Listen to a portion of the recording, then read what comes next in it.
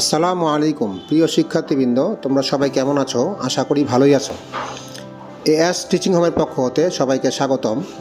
আজকে আমরা নবম, দশম এবং এসএসসি শিক্ষার্থীদের জন্য কপোতাক্ষ নদ কবিতার কিছু আলোচনা এবং কবি মাইকেল মধুসূদন দত্ত তার কবি পরিচিতি এবং সনেট নিয়ে কিছু বিশেষ আলোচনা করব।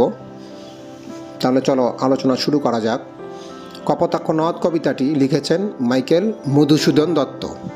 ওনার জন্ম হচ্ছে 1824 সালের 25শে জানুয়ারি যশোরের সাগরদাড়ি গ্রামে। ওনার মৃত্যু হচ্ছে 1873 সালের 29শে জুন। তার পিতার নাম হচ্ছে রাজনারায়ণ দত্ত, মাতা হচ্ছে জাহ্নবী দেবী। মাইকেল মধুসূদন দত্ত খ্রিস্ট ধর্মে দীক্ষিত হন 1873 সালে। তখন তার নামের শুরুতে মাইকেল শব্দটি যোগ হয়। মূলত খ্রিস্ট ধর্ম গ্রহণ করার আগে ওনার নাম ছিল মধুসূদন দত্ত। খ্রিস্ট ধর্ম গ্রহণ করার পরে ওনার নামে মাইকেল শব্দটি যোগ করা হয়েছে। তিনি কলকাতায় কলেজের নাম হিন্দু কলেজে ইংরেজি সাহিত্যের প্রতি তার তীব্র অনুরাগ জন্মে। যখন হিন্দু কলেজে স্টাডি অবস্থায় ছিলেন, ইংরেজি সাহিত্যের প্রতি তার চাহিদা জন্মে। পাশ্চাত্য জীবনযাপনের প্রতি প্রবল আগ্রহ এবং ইংরেজি ভাষায় সাহিত্য সাধনায় তীব্র আবেগ তাকে ইংরেজিতে সাহিত্য রচনায় উদ্বুদ্ধ করে। পরবর্তীকালে জীবনের বিচিত্র কষ্টকর অভিজ্ঞতায় তার এই ভুল ভেঙেছিল। যখন প্রবাস জীবনে তিনি ক্রাইসিস অবস্থায় ছিল, তখন এই ভুল ভাঙে, যে ইংরেজি ভাষার প্রতি তার এই যে তীব্র আকাঙ্ক্ষাটা ছিল, এটা ভাঙে। তখন তিনি বাংলায় আবার পুনরায় রচনা শুরু করে। বাংলা ভাষায় কাব্য রচনার মধ্য দিয়ে তার কবি প্রতিভার প্রকাশ ঘটে।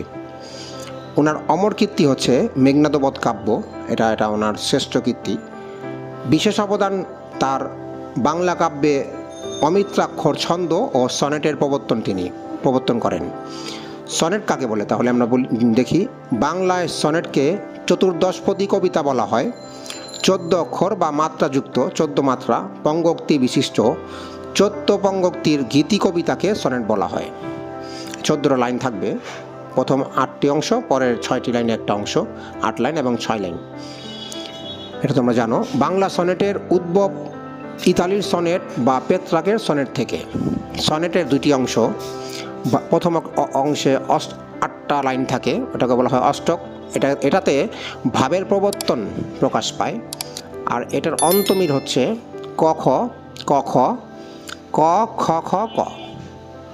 পরের 6 লাইনে, যেটা 6 লাইনটার নাম হচ্ছে ষষ্ঠক, এটার মধ্যে ভাবের পরিসমাপ্তি ঘটে। এটার অন্তমিল হচ্ছে গ ঘ গ ঘ গ ঘ। কবিতাটি ছন্দ হচ্ছে অক্ষরবৃত্ত ছন্দে রচিত। এখন আমরা এই মিলবিন্যাস বা অন্তমিল কবিতার এটা দেখব। দেখো তোমরা প্রথম 8 লাইন খেয়াল করো। সতত হে নদ তুমি পড়ো মোর মনে, এখানে নে আছে।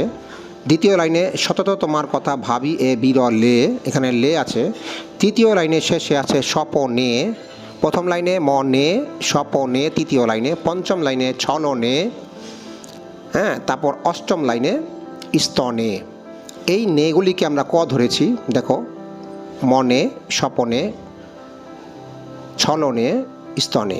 এবং বাকি লাইনগুলি বিরলে, কলকলে, দলে, জলে, এগুলি আমরা খ ধরেছি। তাহলে মিলবিন্যাস পাচ্ছ ক খ ক খ ক খ খ ক। পরের 6 লাইন দেখো তোমরা, আমরা যা বে দেওয়া আছে, বেকে আমরা গ ধরবো, বে। তারপরে আছে দিতে, এটাকে ঘ ধরবো। তারপরে আবার গা বে আছে। তারপর রিতে, দ্বিতীয় 10 নম্বর লাইনে তে আছে, 12 নম্বর লাইনেও তে আছে রিতে, এবং 14 নম্বর লাইনে সঙ্গীতে আছে, তেগুলিতে আমরা ঘ ধরবো, এবং যা বে যেগুলি আছে এগুলিতে আমরা গ ধরবো। তাহলে মিলবিন্যাস পাচ্ছি আমরা গ ঘ গ ঘ গ ঘ। এই ছিল আমাদের মিলবিন্যাস। তারপরে আমরা যেটা বলবো, উল্লেখযোগ্য অন্যান্য কাব্যগ্রন্থ। ওনার উল্লেখযোগ্য কাব্যগ্রন্থ কি? তিলোত্তমা সম্ভব কাব্য, বীরঙ্গনা কাব্য, ব্রজাঙ্গনা কাব্য, চতুর্দশপদী কবিতাবলী। ওনার প্রহসন হচ্ছে একেই কি বলে সভ্যতা, বুড়ো শালিকের ঘাড়ে বো। ওনার নাটক হচ্ছে মানে সুনামধন্য নাটক কৃষ্ণকুমারী, শর্মিষ্ঠা, পদ্মাবতী। মাইকেল মধুসূদন দত্তের শিক্ষাজীবন কলকাতায় লালবাজার গ্রামার স্কুল, এরপরে হিন্দু কলেজ এবং বিশপস কলেজে ইনি পড়াশোনা করেছে। ব্যারিস্টারি পড়েন বিলেতে। কর্মজীবন প্রথম জীবনে তিনি আইন পেশায় ছিলেন, পরে তিনি লেখালেখিতে মনোনিবেশ করেন। ইংরেজি সাহিত্যের প্রতি প্রবল আকর্ষণের কারণে নিজ দেশ ত্যাগ করেন তিনি।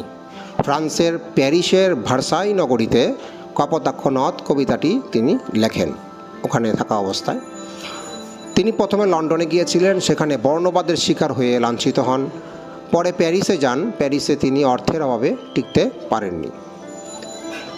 এই কবিতাটির উৎস কীভাবে?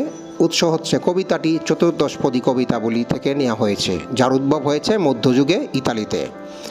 একে ইংরেজিতে সনেট বলে, চতুর্দশপদীকে ইংরেজিতে সনেট বলে। বাংলা চতুর্দশপদীর সার্থক স্রষ্টা মাইকেল মধুসূদন দত্ত 1865 সালে ইতালির কবি পেত্রাকের অনুসরণে এই কবিতা রচনা করেন।